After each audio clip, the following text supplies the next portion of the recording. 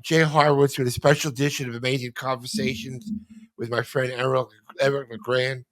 Eric, a story of resiliency, dedication, never giving up. Take it back to October of 2010. Rutgers playing Army in the Meadowlands fourth quarter, MetLife fourth quarter. You go down, making a tackle on a kickoff. As a story I read, you didn't have enough strength even to lift your thumb up to give "I'm okay" sign. Is that correct? Yeah, I had paralyzed my C3, C4 vertebrae, so I wasn't able to move anything pretty much from my neck down to even give a thumbs up to the crowd to let them know I was going to be okay. But since then, in the 13 years, Eric, you've become an after dinner speaker, a philanthropist, an analyst, a podcast guy, and now you delved into your own products. Proud to have an Eric LeGrand Kentucky bourbon here. How did you start? You had clothes, you opened a coffee house in your hometown of Woodbridge. How did this all start? All the extra stuff, Eric. Well, I guess when you sit around and you get bored for a little bit, things start to pop in your head. So during the pandemic, I was thinking to myself, how can I bring inspiration, motivation to people on a daily basis? And I thought about like, what do people want and what do they need? And that's where the coffee idea came from. And my goal was to bring unity to the community with a daily cup of belief. My motto since my injury has been about believe. Believe that I'll be okay. Believe that I'm going to get better. And I just wanted to give that people a daily affirmation that, no matter what life throws at you, that you still make the best of your opportunities and you can still live your life to the fullest. And that's why I said to myself, people just assume that I can't drink because I'm in a wheelchair. And I'm just like, that's just not true at all. It's just not. And I wanted to kind of end that stigma. Not everyone can drink, obviously, but not everyone that's in a wheelchair also doesn't mean that we can't drink. So I partnered up with my business partner, Brian Axelrod. We came up with a bourbon because it fits who I am. It takes patience to make, precision, and it's something that you raise your glass to, you toast, to life celebration. So it's something I really wanted to do, and I took the leap of faith in everything that I did, and here I am just grinding away. I was watching TV, and I'm a big Giant fan, football Giant fan. So I'm watching the local news the other day, and Tommy DeVito made an appearance at a local pizzeria, and I think I heard right that part of the donation he donated to your foundation too. Tommy Cutlets did. Yeah, Tommy Cutlets. That was pretty cool. He actually made an appearance. It was at Bubba Coos restaurant, who I do a few things with as well, and they decided that they wanted to give part of the proceeds that they made that day back to my foundation, Team LeGrand of the Christopher Reeve Foundation, which was awesome. Unfortunately, I could not be there that day to go hang out with Tommy Cutlets, but I appreciate, them doing that and putting it together and, keeping me, in their spirits as they thought about my foundation. So I thought that was a pretty cool collaboration. Yeah, he's a good guy. It's a great story. I'm a gigantic Giant fan, and whenever it wasn't a great season for Giants, but it's a tremendous local story. Your foundation, you helped raise a couple of $1 million for the Reeves Foundation. How did that come about? Yeah, so during I will say 2012. This is 2 years into my injury now, Jay. So many people had reached out to me like, "What can we do? How can we help you?" And I remember saying to my mom, like, maybe it's time for us to start giving back to this community, the spinal cord injury community that is, and try to give some people hope that someone is fighting for them. And I had all the media attention, so I'm like, I want to use my platform to be able to give back to people, and that's why I remember when I reached back out to the Christopher Reeve Foundation because they were there with me from day one, reaching out to me, offering their guidance, help, support, whatever I needed. So I said, you know what, these are the perfect people to partner up with, and that's exactly what I did. I found out. I remember I just asked my mom who Christopher Reeve was, and she looked at me like I was crazy, that I didn't know who Christopher Reeve was. She goes, Superman. I love Superman. Yeah, exactly. She goes, Superman. And I was a big Lois Lane fan. See, I was born in 1990, Jay, so I didn't know Christopher Reeve. I did my research on him. I said, I probably should know. So that's how it all started. We launched Team LeGrand of the Christopher Reeve Foundation in the fall of 2013. And since our inception, we've raised over $2 million. We just had our 10-year anniversary last September. When we first got injured, did people say that you might be unable to breathe without a ventilator? and you wouldn't be able to do nothing on your own. And look at what you're doing now. You're doing one of my podcasts. Yeah, no, it's crazy to think about this journey from where it was to where I am today. You know, when the doctors told me I wouldn't be able to breathe on my own, eat solid foods, be able to walk again, and to see where life has taken me, that's why I truly believe that everything happens for a reason. And why I have faith that everything will be okay because, you know, where the original prognosis was, it's so where I am today is just nothing short of a miracle. And I'm just so thankful for it. And I had an old defensive line coach, Coach Emmanuel, who used to always say to us, every day above ground is a good day. And I truly believe that, Jay. How does it feel, Eric? You know that you're making a difference in so many people's lives. I mean, what you went through, and you're not just sitting around, but you're making a big difference with the bourbon, with the clothes, with the coffee shops, with the Dana Reeves Foundation. You're just helping so many people. How does that make you feel? Makes me feel great. It gives me purpose. Every morning I wake up, I know I have a purpose to go out there and my responsibility to take care of my workers, you know, be able to help, you know, people that are in a similar situation as me, or just people that are dealing with some sort of adversity. They can look to me, see how I live my life. I don't have to fake anything or put a front on it. I think what you see is what you get with me. And that helps people and that inspires people. And I think that's pretty cool and pretty unique that's, you know, I don't have to fake anything. No, it's great. It's great. It's a great story.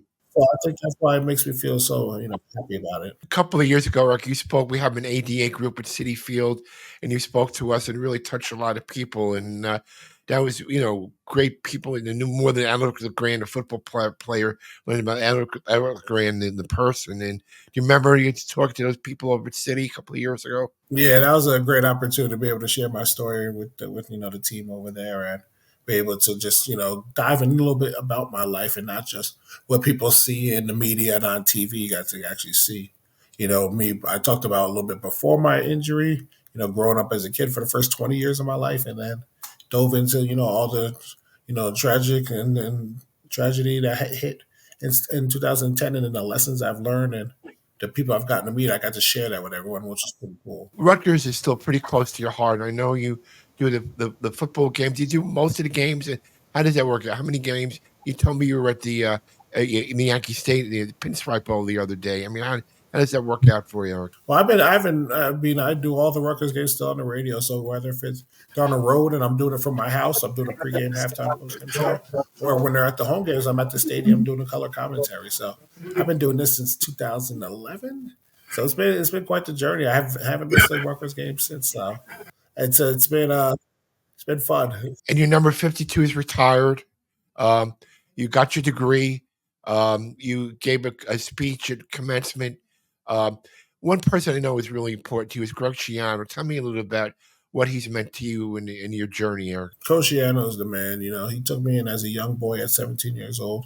He started recruiting me when I was 15, and then turned me into a man and helped me, be able to have different values in my life, but also work hard, don't complain about anything, and be able to become a leader and step up to the plate. And he did that, and exemplified that when he came and stayed with me at my room in the hospital when I was at Hackensack. From 11 o'clock at night to 1, 2 o'clock in the morning, while he's breaking down film just so my mom could go to the hotel and get some sleep. He kept him. He was a man of his word, and he still is a man of his word. And I'm so thankful to him, and I'm glad to call him my friend now. Yeah, I guess you were pretty excited when he came back to Rutgers. I know when he was at Tampa Bay, he still had you in his thoughts, and he gave you a contract. So you're an old NFL player now, huh? Yeah, I am. I got to sign and retire in 3 months, Jay. It was great. And so, yes, it was really cool to be a part of that Buccaneers organization for the 2 years he was down there. Get to go speak with the team, meet everybody. And I've dealt with, I'm a people person. Very rarely do people stick by their guns. When something happens, maybe a couple of weeks and then they fade away. But it really does my heart good to see, he stayed with you, 13, 14 years. He's still part of your life. It tells you a lot about what kind of a person he is. It sure does, and I'm happy that we got to fight to get him back. And great to see Rutgers. We're on the rise right now, Jay. We're growing, and we're got back to a bowl game, and we're winning bowl games. Our first win ever versus Miami a few weeks ago. So I'm happy to see that. You guys gave Ohio State a pretty good game, right to the end, almost. I mean, that game will haunt me for a long time. This was the year that we definitely could have upset them. A few things didn't go our way, but hey, it is what it is. But yes, Rutgers is now a respectful team, and we can fight with the big dogs, and I love to see that. How far away with the Big Ten? It's a tough conference, but you think your guys are getting close to getting that signature win? I really do. I really think it can come in the next year. The team has grown momentum. They have a lot of guys returning, which is nowadays, with the transfer portal, people jump from ship to ship all over the place. Rutgers are returning majority of their players back for their senior seasons. They want to come play for Coach Schiano again. And I think this year could truly be something special, almost like that '06 year. Yeah, I remember we had a big win in Louisville. I remember seeing it on TV. Eric, tell Mm-hmm. me, I heard Little Birdie telling me you're a big wrestling fan. Yeah, I love my WWE, especially growing up when I was a kid back in the day and being a part of the Hall of Fame. It's definitely a unique community. I will say that. You travel, see some matches and some stuff. You travel around. I've actually been to two WrestleManias now. I got to go back in 2017 when they inducted me into the WWE Hall of Fame with the Warrior Award, which was an amazing, amazing scene just to be a part of that. And then when they had it here at MetLife, I got to go check it out as well. And I think they're going to be in Philly this year as well. So I'll be trying to get down to Philly for WrestleMania Who's this your year. favorite wrestler, Eric?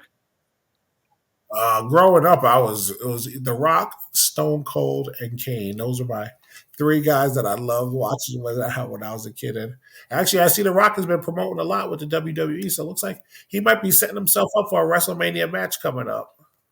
My way be my when I was growing up, my favorite guy was Bruno Sammartino. You probably don't remember him. He was was an I older remember that guy. name. I do remember that name. I do. I do remember the name. I didn't watch much of them, but I do remember the name. So what's next for Team LeGrand, Eric? What are your next projects coming up? I want to continue to raise money. We have our 5K annual walk that we always do. That we have a big plan for this year as well. Then I also love to say spinal cord injury, they don't discriminate. So I like to step out of my comfort zone and do things that you normally wouldn't do, like throwing Zumba events and yoga events. We have an evening with Eric LeGrand coming up always at the end of the year that we cap off our year with. So we usually have 3 to 5 events a year for Team LeGrand and raise as much money as we can and keep on opening to more ideas and keep on raising more and more money for this cause so we can live Christopher Reeve's dream, and that's a world of empty wheelchairs. Yeah, what a great thought. Tell me about the coffee shop. How did that, where does that stand now? I mean, it's opening. It's Yeah. open, right? Yep, we've been open for a year and a half, coming up on 2 years. This May will be 2 years since we've opened up, and I want to be able to start franchising them out after year two and start being able to build them throughout the state of New Jersey, and then hopefully take over the entire country one day. But I'm enjoying owning this one, and I'm still learning each day. But I have fun with it. I have a purpose. Like I said, I'm giving people opportunities for employment as well. You have some ties with the Devils, right? You're doing some stuff with them too, Eric. Yeah, we did a partnership with them last year where they were selling the coffee at the Prudential Center and having a logo on their helmet, which was pretty cool. We got some great exposure, and it was a great year partnership with them, and a lot of people got to learn more about the coffee house that may not have known about it in the past. Tell me anything about the 52. I remember heard wrong that it's retired now, but God willing, and you walk again, they're going to unretire it and give it to a deserving player. Is that true? Did I read it right? Yeah, that's when Coach Flood was there when they retired my jersey. He said after, when I get up and walk again one day, we'll unretire the jersey and give it to a deserving player, as you said. But I might have to have a little conversation about it because I truly believe I'm going to walk again one day, but I think the number might have to stay up there. I don't know if I'm giving it up that easy, Jay. I don't want to unretire your number, right? But it's I mean, I think you're the only football player to have his number retired. True. At Rutgers, yes, when the birthplace of college football, I am the only one with my jersey retired, which is insane to think about. A kid from Avondale, New Jersey, with the only number from the birthplace of college football retired. There's a lot of people that put on that uniform, so it's definitely an honor, and I don't take that lightly. So you gear up for spring practice too, Eric? You're involved with that Yeah, too. yeah, I try to get out there to a practice or two just to check out the team, talk with the coaches. I love to be able to just get back on campus because I'm out there often, but when you do, it's like you never lose a beat. It's like those are family. I love catching up with those guys. Do the players? I mean, they know your story, right? I guess they must know your story. Yeah, I think it's pretty actually cool how they keep my story, going to the new players that come in year after year. They have the Believe patch on their helmets. So obviously that's there, the numbers in the stadium and the coaches that are there, they continue to reiterate and they love when I come back to speak to the team, especially the younger guys who may not have, I'm thinking 13 years into my injury, they were kids. They were babies when I got injured who now are hearing about my story. So I love how they keep it alive over there and just being able to just share that just positivity with the team. Eric, so where would somebody get this wonderful bottle of LeGrand Kentucky bourbon? Well, we're all throughout the state of New Jersey and Kentucky, but a lot of people that may not be in obviously New Jersey or Kentucky can go right to our website, ericlegrandwhiskey.com, and you can buy it online and it'll be shipped right to your doorfront, which is pretty cool as well. So Eric, I if bought people want 7 bottles, 7 bottles. 7 bottles, Jay. Oh, you Seven really thought bottles I bought. I see you got the bottle in front of you. Eric, you got me drinking at lunchtime, man. It's 5 o'clock somewhere. How did you come up with the concoction? How did you help make the ingredients with this? So we got our great partners down in Bardstown, Kentucky. When Brian and I were looking for, some liquid that we were going to be able to put out there, I remember they said we came across this liquid that we wanted to send to you guys to try. I remember Brian and I tried it at 115 proof. I thought it was going to taste like rubbing alcohol, and I took a sip of it, Jay, and it went down smooth. It went down smooth. I was like, whoa. And then he goes, we're going to proof it down to 88. And I'm like, wow. I'm like, he goes, it's going to be smooth. I took a sip once we got it back to 88. I'm like, we got ourselves a product here. This is perfect then. We jumped right on it, and here we are. Sales have been going pretty good. Yeah, let's just say people like to drink, Jay. People like to drink. But for any of your products, for the food, the coffee, the liquor, tell me once again the website where they can get it from. Yes, you can go to ericlegrandwhiskey.com to check out the bourbon. Or if you're a coffee drinker, like 85% of the world is, you can go to legrandcoffeehouse.com. That's LEGRAND coffeehouse.com. And well, I'll tell you, I've admired you from afar, what you're doing, and you really doing great stuff, man, and helping people, telling your story, and making a difference in the world. Whereas a lot of people can't make that claim. And it's really, I'm sure your examples to other people is great, and I'm really proud that you're a friend of mine. Hey, Jay, I appreciate everything that you've always done for me. You've always been a stand-up guy, and I know a lot of people in this world respect you. Well, glad to call you a friend as well. Well, I mean, do good stuff, Eric. And I hope to, next time you're at Citi Field and again, come up and, we'd love to help you. Anything we could do from the Mets. So, have a great 2024. And thanks for doing this. I look forward to seeing you soon, my friend. Thanks for everything.